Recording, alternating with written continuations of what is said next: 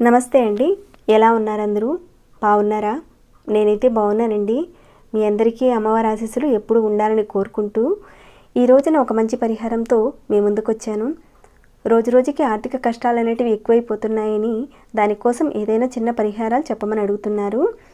అలానే కొందరు మేమైతే పెద్ద పెద్ద పరిహారాలు చేయలేమండి, చేసుకోలేకపోతున్నాము, అలానే మాకు చేసుకునేంత డబ్బు కూడా లేదండి, అంత ఆర్థిక స్తోమత లేదండి, బయటికి వెళ్ళి చేసుకునే పరిహారాలు కాకుండా ఇంట్లోనే చేసుకునే పరిహారాలు ఏమైనా ఉంటే చెప్పమని అడిగారు.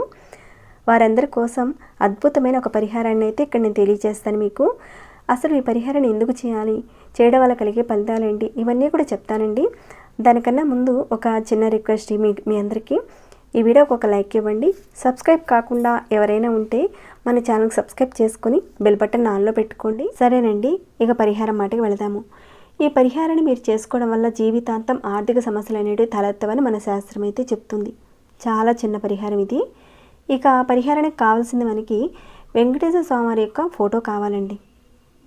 అయితే ఈ పరిహారాన్ని మనం శనివారం రోజున చేసుకోవాలి. శనివారం రోజున ఉదయమైనా చేసుకోవచ్చు, లేదంటే సాయంత్రమైనా చేసుకోవచ్చు. ఈ విధానాన్ని మీరు ప్రతిరోజు చేసినా చేయకపోయినా కానీ శనివారం రోజున మాత్రం ఖచ్చితంగా ఆచరించాలండి. మీ దగ్గర ఉన్న కుందుల్లో, అంటే అది మట్టి ప్రమిదలు కానివ్వండి, లేదంటే వెండి కుందుల్లో కానివ్వండి, లేదా ఇత్తడివైనా సరే ఏవైనా పర్వాలేదండి, ఒక 2 కుందులు కానీ లేదంటే ఒక 2 ప్రమిదలు కానీ తీసుకోండి. ఇక వెంకటేశ్వర స్వామి వారి యొక్క పటానికి అటువైపు ఇటువైపు ఆ కుందులు పెట్టండి. ఒక కుందిలో 2 ఒత్తులు, ఇక్కడ చూపిస్తున్నాను కదండి, 2 ఒత్తులు కలిపి ఒక ఒత్తి కాదండి, ఒక ఒత్తి చొప్పున ఒక ప్రమిదలో 2 ఒత్తులు వేసుకోవాలి. వేసుకొని కొబ్బరి నూనెతో దీపారాధన చేసుకోవాలి. అయితే వెంకటేశ్వర స్వామి వారికి చక్కగా పూలతో అలంకరించండి. ఇక ఈ పరిహారంలో భాగంగా మీరు తులసి మాలను చక్కగా తయారు చేసి స్వామివారికి దండగా వేయండి. ఒకవేళ తులసి మాలను వేయలేని పరిస్థితి ఉంటే మీకు ఒక్క 2 దళాలైనా సరే స్వామివారి దగ్గర పెట్టండి.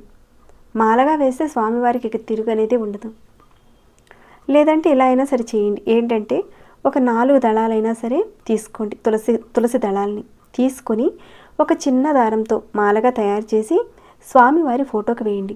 లేదా విగ్రహం ఉందనుకోండి, స్వామివారి విగ్రహానికి వేయండి. వేసి కొబ్బరి నూనెతో దీపారాధన చేయండి. ఖచ్చితంగా మీకున్న ఆర్థిక సమస్యలు అనేవి జీవితంలో లేకుండా ఉంటాయి. చూస్తే చాలా చిన్న పరిహారం అండి ఇది. ఒకవేళ ఇక్కడ మీరు 7 శనివారాలు వ్రతం చేసినా, లేదంటే ప్రతి శనివారం మీరు పిండి దీపారాధన చేసుకున్నా కానీ ఇక్కడ చెప్పిన విధంగా కొబ్బరి నూనెతో దీపారాధన చేసుకుని తులసి మాలను స్వామివారి ఫోటోకి వేయండి. ఈ విధానాన్ని ఆడవారైనా మగవారైనా ఎవరైనా చేసుకోవచ్చండి. ఇక ఈ పరిహారం చేసేటప్పుడైతే నెలసరిలో ఇంట్లో అయితే ఎవరు ఉండకూడదండి. అలానే మీరు కూడా నెలసరిలో ఉన్నప్పుడైతే చేయకూడదు. మీరు ఉదయం చేసుకోవచ్చు, లేదంటే సాయంత్రమైనా సరే చేసుకోవచ్చండి. సాయంత్రం చేసుకునేటప్పుడు మీరు 9 గంటల లోపుగా ఈ పరిహారాన్ని ముగించాలి.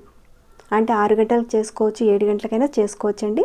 9 గంటల లోపుగా ఈ పరిహారాన్ని చేసుకోవాలన్నమాట. ఈ విధంగా దీపారాధన చేసుకుని తులసి మాలను వేయడం అనేది. ఇక ఆడవారైనా మగవారైనా పిల్లలైనా ఎవరైనా చేసుకోవచ్చండి.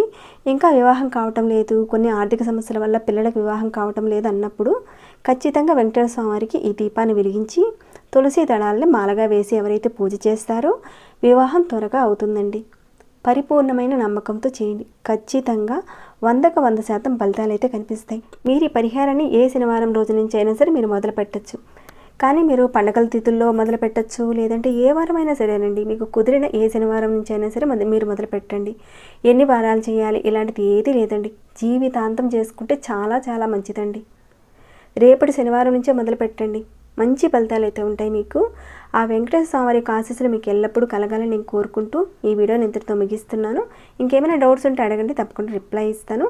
ఇంకా మీకు ఎలా అనిపించింది ఏంటి అనేది కూడా నాకు కామెంట్స్ రూపంలో నాకు తెలియచేయండి. లైక్ చేయకుండా ఉంటే లైక్ చేయండి. సబ్స్క్రైబ్ కాని వాళ్ళు సబ్స్క్రైబ్ చేసుకుని మన ఛానల్లో ఉన్న వీడియోస్ని డైలీ వాచ్ చేస్తూ ఉండండి. మరొక భక్తి వీడియోలో మళ్ళీ మిమ్మల్ని కలుసుకుంటాను.